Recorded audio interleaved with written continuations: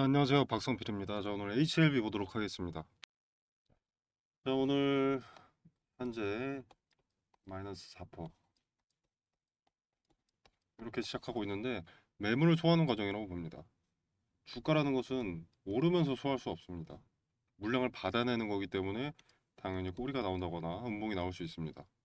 그리고 오르기만 하면 투자자들이 매물을 내놓지 않기 때문에 소화 흡수하기가 쉽지 않습니다. 그래서 중간중간 공포심이 동반될 수밖에 없습니다. 자, 근데 지나고 보면 어떻습니까? 매물 소화 과정이 있었기 때문에 박스권 상단을 돌파를 했죠. 자, 자 현재 갈색에선 매물대 요 아래로 주가가 지금 내려와 있는 것은 아쉽기는 한데 말 그대로 매물이 많은 자리이기 때문에 소화함에 있어서 매도세가 강해지는 것도 있고요. 그리고 매물대를 줬었는데 전거래일들에 자, 근데 물량이 나오지 않아서 공포심을 한 차례 주는 걸로 생각해 볼 수도 있습니다. 자, 뭐가 됐든 매물 소화 과정이고 이 박스권 내에서 물량 장악을 위해서는 필요한 부분이기 때문에 크게 걱정할 필요는 없다고 보고요. 자, 우리가 알 수 있는 건 이 매물대가 있는 자리와 이 회색선 이평선 241선입니다. 이 241선 이평과 매물대가 꽤 의미를 갖는다라는 것 정도가 되겠습니다. 자, 그리고 이 하락이 투자자들의 시세 차익 같은 것보다는 공포심 조성 쪽에 가깝다고 생각이 드는 게 정규장 시작하자마자 확 빠집니다. 자, 9시 되자마자 확 빠지죠. 이렇게 좀 의도적으로 매도를 던졌다. 그리고 오늘 하락을 그리고 싶어하는 주체가 있다라고 생각이 들고요. 자, 개인들이 눈 뜨자마자 출근하자마자 한마음 한뜻으로 이렇게 매도를 걸어놓기 쉽지 않습니다. 그리고 상식적으로 지금 HLB는 리보세라니 관련해서 이제 권장 데이터 제출 그리고 이어질 NDA 이렇게 두 가지 재료 그리고 리라프그라티니 얘네 아스코 그리고 이것도 NDA죠. 이렇게 두 가지 재료가 있습니다. 총 네 가지 재료가 있는데 이 상황에 어떤 기대감도 반영되지 않은 상황에 기대감 소멸? 이건 말이 안 되죠. 이 재료 중 뭐 하나라도 제대로 반영된 게 없는데 엑시트를 한다? 말이 안 되죠. 즉 공포심 조성이다. 왜? 매물이 많이 포진한 자리에 본전을 한번 줬었는데도 매도도 매수도 하지 않고 관망만 하고 있으니까. 자, 이게 단순 시세 차익으로 인한 매도세가 주된 요인이라면 투자자들의 투심이 제각각이기 때문에 이 정도 거래로 이렇게 하락이 조성되지 않습니다. 자, 물론 정규장 시작하자마자 호가에서 매도 걸린 거 보고 따라갈 수는 있는데 일하다 말고 장 시작하자마자 1분 봉상 딱 한 시점에 9시부터 9시 7분까지 한 번에 매도 물량이 쏟아나온 자체가 주도 주체의 의도다라고 판단합니다. 그리고 이런 의미가 있는 자리에서 지지받지 못하고 저항의 요소 매물대와 241 이평선 이 두 가지가 지금 저항을 잡고 있습니다. 그죠? 이런 것을 목격시켰기 때문에 단타들은 여기서 매도할 가능성이 높습니다. 여기 돌파하지 못하고 저항받았다는 그 하나의 근거로. 자, 그리고 이제 리러프 그라트닙 이야기도 좀 해보자면 일단 요 아스코 일정 있죠. 아스코 이게 1월 8일부터 10일까지 진행이 되고요. 리러프 그라트닙의 가치를 조금 생각을 해보면 일단 파이프라인 가치의 질적 상승이 있습니다. 리러프 그라트닙은 더 이상 초기 후보가 아닙니다. 베스트 인 클래스가 가능한 후기 단계 자산으로 재분류가 되는 거고요. 그리고 이제 추후에 기술 수출 같은 부분에 있어서 협상력이 강화될 수 있습니다.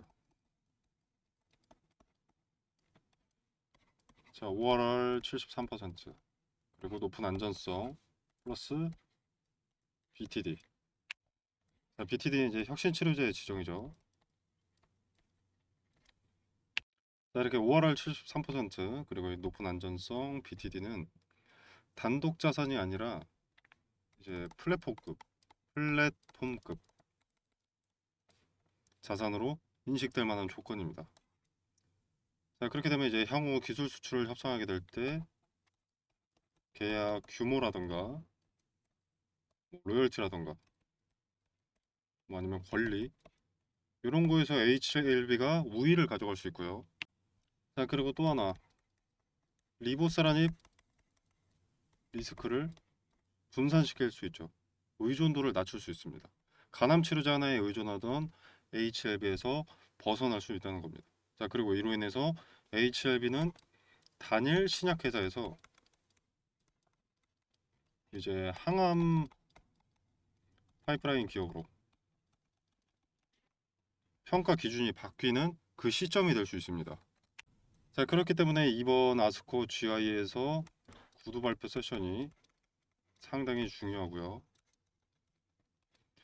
아스코 GI에서 구두 발표는 8일에서 10일까지로 예정되어 있기 때문에 조만간 뉴스가 나올 예정입니다. 자, 이게 구체적인 발표 시간 일정이 나오진 않았습니다. 공개가 되어 있지 않기 때문에 그냥 8일과 10일 사이에서 공개가 된다 정도로만 알고 계시면 되겠고요. 텔레그램 방에서는 공개되는 즉시 내용을 공유 드리도록 하겠습니다. 오늘의 주가가 꽤 큰 폭으로 하락하기는 했는데 그렇다고 추세 자체가 꺾인다 라는 시점으로 보기는 어렵다고 보고요. 지금 기대감 일정이 코앞으로 다가와 있습니다. 구두 발표 세션이 8일에서 10일부터인데 현지 시간 개인적인 사견으로는 그렇기 때문에 기대감 소멸로 이어지는 듯한 흐름을 연출하는 것으로 생각이 됩니다. 이게 1, 2% 뺀다고 공포심이 조성되진 않죠. 그리고 곰곰이 생각을 해보면 구두 발표 세션 자체가 채택된 게 큰 내용인 게 아니라 그 구두 발표 세션에서 어떤 이야기를 하게 될까가 기대가 되는 부분인데 그 말이 나오기 전에 엑시트를 한다. 지금 상황에선 리스크보다 메리트가 큰데 시세 차익 매물이 쏟아지는 자리다 라기엔 근거가 너무 부족하죠. 그래서 함정이다, 허수다라고 개인적인 결론을 지어봅니다. 거래도 소량 동반됐고요. 아예 없다 정도는 아닌데 이 정도 음봉의 시세 차익 매물이라면 대량 거래 적어도 1,000억은 넘겨줘야 합니다. 여러 가지 지표나 재료의 정황상 의도된 하락, 연출된 하락이다 라고 생각합니다. 자, 그리고 김태현 전 대표를 영입하고 리보세라닙도 모터를 달 시기가 왔는데 고작 이 자리에서 주도주체가 매도할 이유는 없어 보입니다. 자, 그래서 정리하자면 매도가 단순 시세 차익이라고 하더라도 개인의 매물일 수밖에 없다. 자, 그렇다는 것은 결국 매물 소화, 밑에서 받아먹고 있는 것은 주도주체다 라고 할 수 있겠습니다. 그리고 만약에 다른 경우의 수, 그게 아니다. 개인의 시세 차익이 아니라 주도주체의 의도다. 주도주체가 만들어낸 것이다 라고 하면은 그것도 말 그대로 매물 소화를 위한 공포심 조성인 거죠. 자, 물론 당연히 오늘 하루 차트를 보고 확신하고 예단해서는 안 되겠지만 이 음봉의 근거가 매물 소화 말고는 보이지가 않습니다. 자, 해서 뒤에 이어질 차트에서 어떤 자리에 지지받고 어떤 자리에서 거래가 급증하고 어떤 자리에 저항받는지 확인하면 오늘의 차트가 무슨 의미였는지 알 수 있게 될 겁니다. 자, 그러면 후행성 아니냐고요? 아니요. 본래 강력한 저항은 돌파하고 나면 강력한 지지가 됩니다. 그리고 과거에서 의미 있던 자리는 지나고 나서도 의미 있는 자리가 됩니다. 과거의 데이터는 다음을 예측할 도구로 사용되기 때문에 상당히 큰 의미가 있습니다. 그래서 오늘의 차트는 정답을 다 알려준 게 아니라 문을 열 수 있는 열쇠 하나를 준 겁니다. 그리고 나머지 열쇠는 앞으로 이어질 거래일 속에서 가격과 거래량이 직접 하나씩 건네줄 겁니다. 오늘 차트는 시작을 알려줬고 완성은 다음 거래일들이 채워준다는 거죠. 대응에 있어서 분석 필요하신 분들 텔레그램에서 디테일을 풀어서 알기 쉽게 설명드리고 있으니까 한번 참고해 보시면 되겠습니다. 자, 텔레그램 방 참여는 영상 설명란에 보시면 여기 더보기 버튼이 있습니다. 네, 버튼을 누르시면 이렇게 링크를 기재를 해뒀고요. 네, 링크를 타고 들어오시면 이렇게 이용하고 싶으신 무료 혜택을 텔레그램 입장이다, 급등주 검색식 받기다, 전자책 받기다, 개별 종목 대응 분석이다 이렇게 체크해 주시고 연락처 남겨주시고 제출 눌러주시면 여러분들 입맛에 맞게 자료를 보내드리거나 정보 공유 텔레그램 방에 초대를 드리거나 아니면 개별 종목 대응 분석을 돕도록 하겠습니다. 자, 그리고 사실 이 두 가지는 보내드리는 자료가 같습니다.